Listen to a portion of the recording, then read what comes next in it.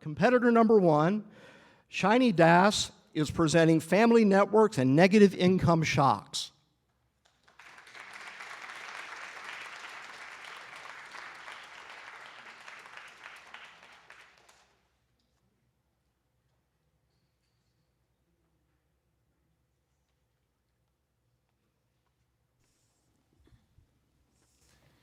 Good afternoon.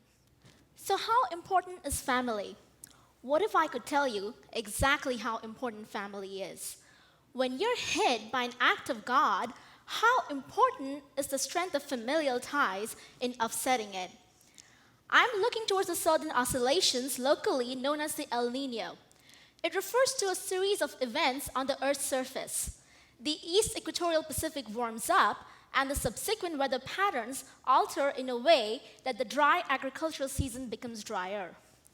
For several developing economies, largely agrarian with limited irrigation resources, this means a huge income shock. In fact, in some studies, the El Nino has been linked with the early demise of the ancient agrarian societies of Peru. What it means for Indonesia is severe drought and, in extreme cases, fires. The picture in the background shows drought in the dark brown regions.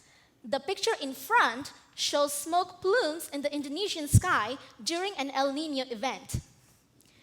In our research, we are tracking households back to their roots, in a way creating a family tree.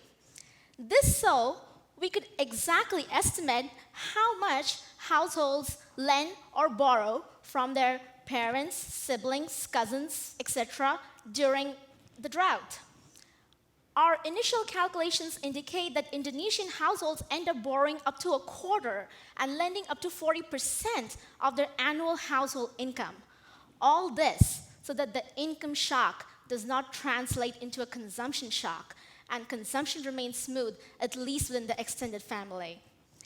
Using this information and regression analysis, we are able to quantify exactly how strong the networks are for individuals to act as informal insurance.